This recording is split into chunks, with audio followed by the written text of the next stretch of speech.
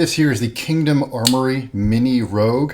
It's an interesting case study on what a mid-tech means and how difficult it can be to make mid-techs in today's knife world and knife environment with what consumers want.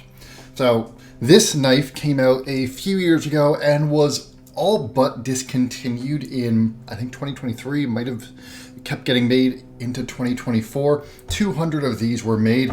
It was a collaboration between David Ridbaum of Kingdom Armory here, who is a relatively well-known custom maker. He's one of sort of the OGs a little bit. Also became much better known when he did his collaboration with Spyderco, the stovepipe last year. Well, not last year, a couple of years ago. So David Ridbaum was the designer for this, and this is, as the name would imply, a smaller version of his Rogue custom / mid-tech design. And there isn't a mark here for the other collaborator, but the other collaborator here was Chad Nichols, or particularly Chad Nichols' shop. So Chad Nichols, in addition to being the guy behind Nichols Damascus, also does a lot of mid-tech work and, frankly, small batch production work for a lot of relatively well-known brands and makers. A couple that folks might know, where is it here? And this is a little bit of speculation on my part, but you can tell from similar features. A lot of Les George's work, I believe, comes out of that shop. So the VECP, the Talos here, there's a review coming up on this. At the very least, Les George's frame locks seem to come out of that shop. If you know Fellholter pens, I believe Fellholter pens are made in that shop. Nottingham Tactical Instruments, another pen maker, made in that shop. A lot of those sort of, very nicely made, especially in this sort of stonewashed titanium finish. Those very nicely made frame lock American-made folders. A lot of them are coming out of this Chad Nichols shop. And so the way that this knife was made was, this was all machined in Chad Nichols' shop. So this is a CNC made handle, and I actually misspoke on one of my other videos. This is a production blade as well. This is not a hand ground blade. Rather, this is a machine made blade that is a hand sharpened blade. So effectively, all of these pieces were made in Chad Nichols' shop, pulled together, and then shipped to David Ridbaum, who hand sharpened each of them and also dealt with the assembly, the tuning, probably, made adjustments to the lock interface, things like that. And so this is a production knife with some hand finishing that is really an attempt by a well-known American custom maker to make a more accessible knife. It was also an attempt by David Ridbaum to make a more carryable knife.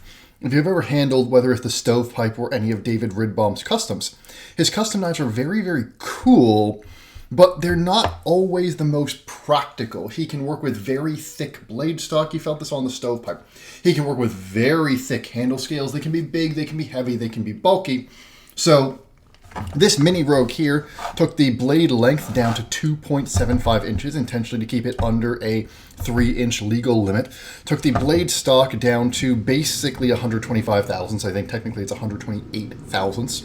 Made the whole thing just a little bit lighter, a little bit easier to carry. The handle scales are still plenty chunky, which we'll talk about later, but just became an easier knife to have.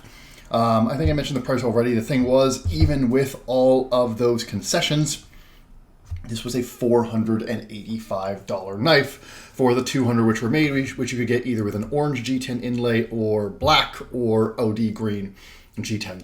They're still available in a couple places. Even that initial batch of 200 never really sold out. You can get this at Arizona Custom Knives, I think still. He's still selling a couple at his own shop. I think even Knife Center has one or two of them. So yeah, we'll talk about this knife, what's good about it, what's bad about it, why you might be interested in it, but also a little bit about, what this sort of says about what a mid-tech is and some of the challenges that, these makers have had with moving into that mid-tech space. Because David Ridbaum, there was actually an article in Knife News, again, I think 2024, where he said he was never going to do a knife like this again because, frankly, this didn't end up being financially viable for him. So we've already gone through the specs. Let's get a couple size comparisons here. Let's bring out our Para 3 here, and you can see it's about the same size as your Para 3. It's also about as chunky as your Para 3. If anything, it might be even a little bit... No, it's not quite chunkier, though it's definitely heavier and feels heavier than your Para 3. To get a Benchmade in this situation, here's your mini grip. So, about the same length as your mini grip, obviously a much, much larger knife. Here is your native. And you can see, again, right in that sort of just sub 3-inch range.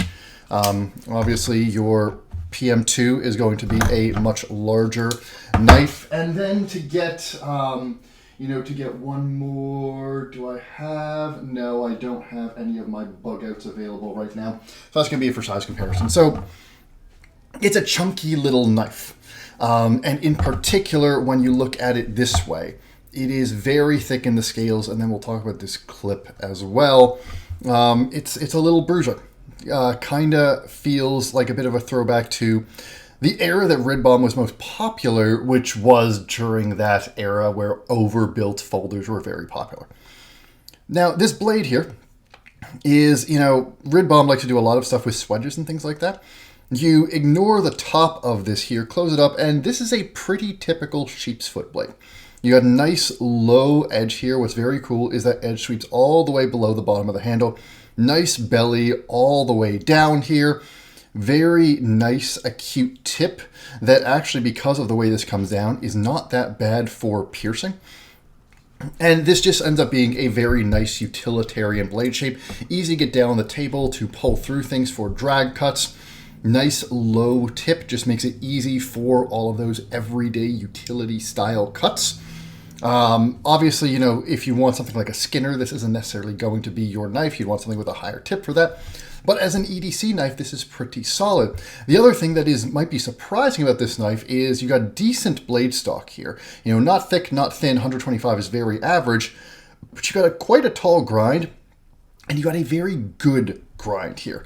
So if you've ever handled any of Les George's knives, I have no idea where I put that Talos I just had.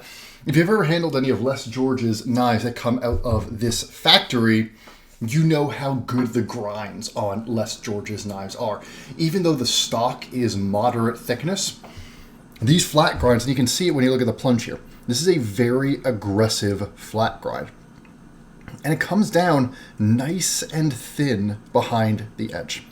And then on top of that, the factory edge that this ships with is fantastic.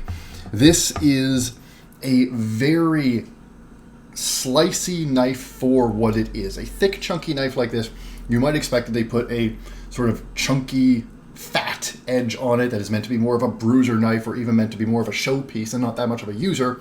The combination of this very utilitarian blade shape and this excellent grind does in fact make this a very good user knife. It cuts very well. It's a very simple, natural, easy to use blade shape. This blade shape and this blade execution is very good for, what you want in an EDC knife. Fit and finish is excellent. Very nice, even stonewash here. Everything is nicely knocked down, or I should say fit and finish on the blade is excellent. We'll get to a couple little quibbles on the handle here. But very nice stonewash, very nice grind, nicely knocked down.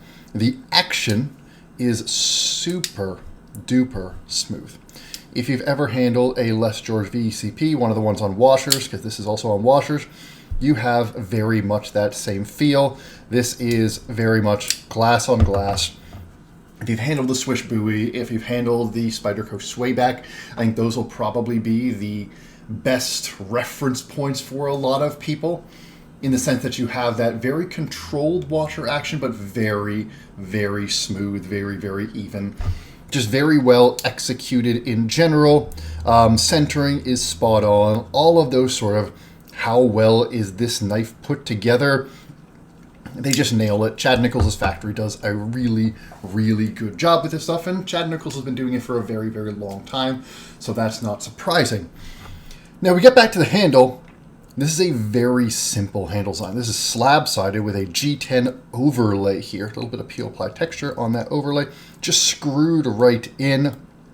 Not really a chamfer as much as just sort of a rounding off around the whole edge there. Absolutely no internal milling. So it's a little bit heavy, and the whole knife feels quite handle heavy. You got a decently long titanium backspacer here. Now, one of the interesting parts, when you look at places like this spot here, you can actually see the degree to which this is hand finished. Like if you look at those little edges there, stuff doesn't quite meet up perfectly. Like the edges of this G10 and the handle, yes, there's a chamfer all the way around the G10. That's meant to be there. But if you look at just the edges of this titanium here, it's not quite flush. It's not quite even across the two scales. I mean, this definitely feels like a knife that was sort of CNC'd to shape, and then somebody went in and hand sanded stuff down to get it to fit together properly. Similarly, if you look really, really closely, there's just little bits of unevenness throughout. Now, granted, these little bevels here, these little roundings are all very nice. In the important ways, like this is super flush here. Everything fits together nicely. Again, centering is perfect. Action is fantastic. There's absolutely no play. There's no functional area of this knife that is in any way lacking. Again, think about a Les George VECP if you handle one of those. Those are executed at an exceptionally high standard, and this very much feels of that ilk. But for better or worse, when you look really closely, it does look a little bit handmade from place to place. Some people might actually think that that is a plus, that having, somebody's hands on it, not just having this spat out of a machine, that's actually a plus. But it also means that even at $485, this isn't something like a Chris Reeve, where you're getting something that is very perfect by design and every single knife is going to be absolutely identical. They're not going for that, and that's not what they gave us here. But the big problem with this handle is that it looks cool. I love the big, chunky, steampunky look of this. Again, it's Rid Bomb's aesthetic. It's just not very ergonomic. It's a big old block across the back, and then you've got these two scoops here, and this is legitimately flat. I like to talk about things that look flat but have a little bit of scoopy scoop to them. This is actually just flat here. And when you grip this, it just kind of wedges itself into your palm. This scoop here is a little bit too deep for my middle finger to be comfortable. This scoop here is a little bit too deep for my front finger to be comfortable. And this block here, it just kind of feels a little bit in the way. It's relatively secure, but even holding it lightly like this, it's not comfortable. And it's not really locking me in either. So the second that I push this at all, it starts to feel quite uncomfortable to hold this knife. The other thing is pinching up on it. It's fine, but even then, just the way that these finger indexes, that these grooves are placed, I have to sort of fish every single time I want to grab this. My fingers honestly want to go on either side of this little index here when I pinch it, which could be a great grip for a blade like this, especially when it's cut to slice like this. This could be a really good knife for your delicate tasks, your drag tasks, things like that. But it just doesn't feel comfortable. And this thing is so darn thick, especially when you look at this clip.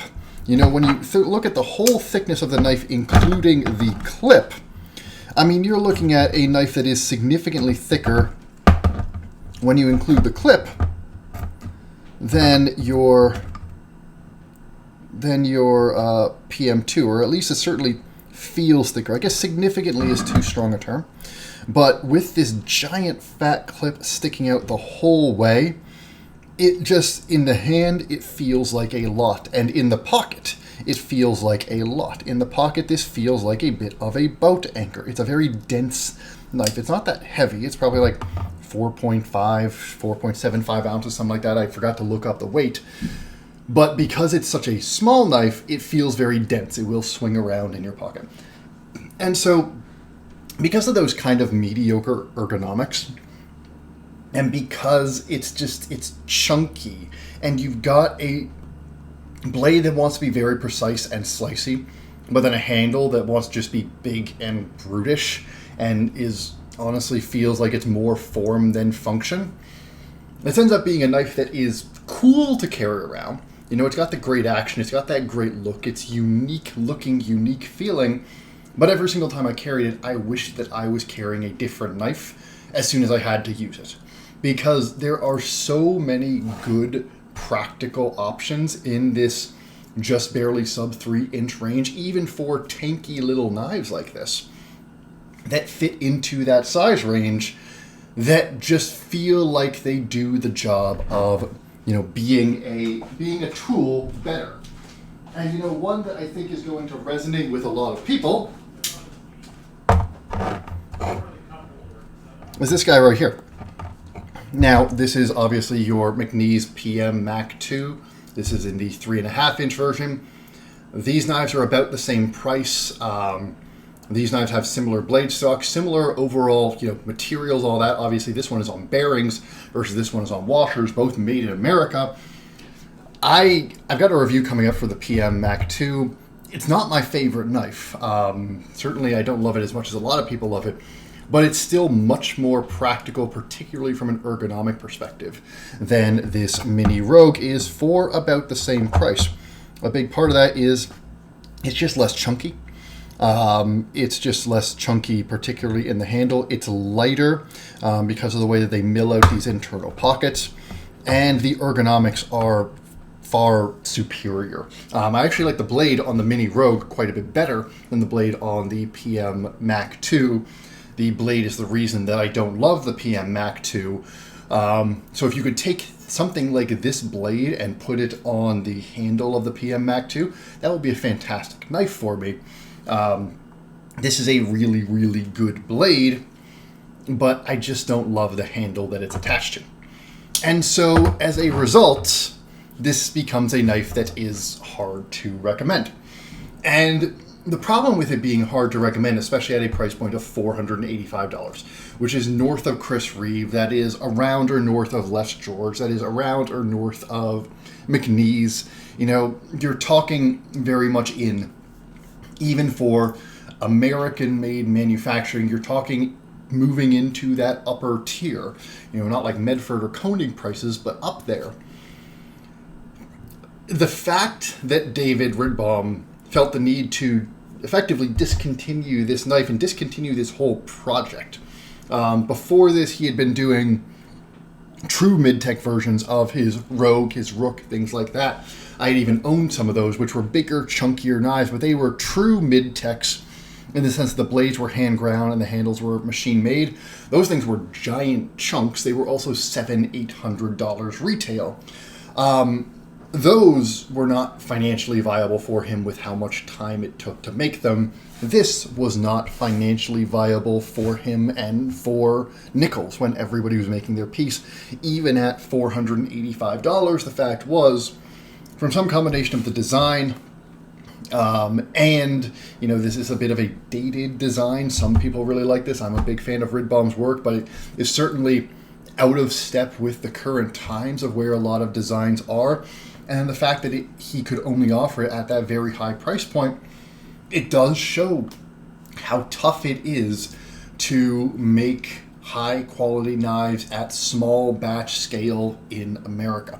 If you've got something like what Spyderco has, or what Benchmade has, or even what Microtech has these days, where you can make knives in very high volumes and spread that production cost all over a whole bunch of knives.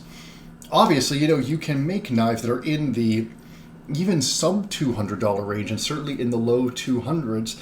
You can even make, titanium frame lock style knives. You could probably make those in the high 200s to low 300s and do that profitably at a large scale. But at a smaller scale, where every bit of that design cost needs to be amortized into every knife, where people, need to make a reasonable return on their time invested. And especially when you got multiple shops involved, like you got Nichols' shop taking one piece and Ridbaum doing the overall design, it gets very hard to make all those pieces come together. Now, to not go too far on my digression, and this is some of the same stuff that you saw. There's a review coming up of, Jake Hoback. This is one of his legitimately made in American knives, not one of his fake made in America knives. He never, by his word, he never faked it. By his word, various manufacturers just got things wrong. No more needs to be said on that now. But, this was a roughly priced the same knife, north of $400 knife. And, there's a lot of very good things about this knife. There's also some issues with that knife. The fact is, I am excited to see stuff like Defiant 7 coming out, which is using aluminum and is using, more scalable processes, more designs being available at the same time to bring some of those unit economics down. And I am very excited about the potential that has to make American-made knife manufacturing at that small batch and mid-batch level more accessible and just better. Because it would be great to see more knives, succeed in that space. But the fact is, with the little execution quibbles this has, and just with the fact that it did, by Ridbaum's own statement, kind of fail and flop in the market, there's still work that needs to be done to make this mid-tech space. Actually, I'm not even going to call it mid-tech. This is a mid-tech. To me, this is a production knife. He called it a mid-tech. Hand sharpening it does not, to me, make it a mid-tech. But these small batch production knives, to make them work. Les George has managed to do it really well. That's because Les George is making some really, really damn good knives out of his shop. And, it makes more commendable what McNeese has managed to do in, scaling his shop, scaling his production, selling knives in approximately the same price range. Now, these didn't used to all be in the price range. When he started off, these were in the high 300s, low 400s. Now they've sort of crept up to getting closer to and sometimes surpassing that $500 range. That's how things are going these days. So, there is a lot of hope for American-made production. There's a lot of exciting developments on that front. This is sort of where we were in that period of 2022 to 2023. Interesting experiment. Pretty cool knife. And if you like the design and you happen to, if you like the design, if you're okay with a knife that's pretty chunky, that doesn't bother you in the hand, doesn't bother you in the pocket, and you don't need your ergonomics to be that great, especially if you're okay with ergonomics being mediocre, if you've got a great blade, this is not a bad knife. It's well put together, well manufactured, great grime, useful blade shape. So if you like the design, it is absolutely worth a look. And certainly if you can get one either on the secondary market or through somebody like Arizona Custom Knives in the, $300 to $350 range, you're not going to be unhappy with your purchase. It is a well-made knife. It's a cool knife. It's not quite the same as anything else in my collection. But I can see why this just didn't quite land with consumers. Hopefully we get more production collaborations like the Stovepipe from Ridbaum, because I do think his design language is going to resonate with a lot of people as it has in the past. So anyway, that's my piece on the Kingdom Armory Mini Rogue. Very cool, very interesting little knife, albeit a bit of a relic here in 2025.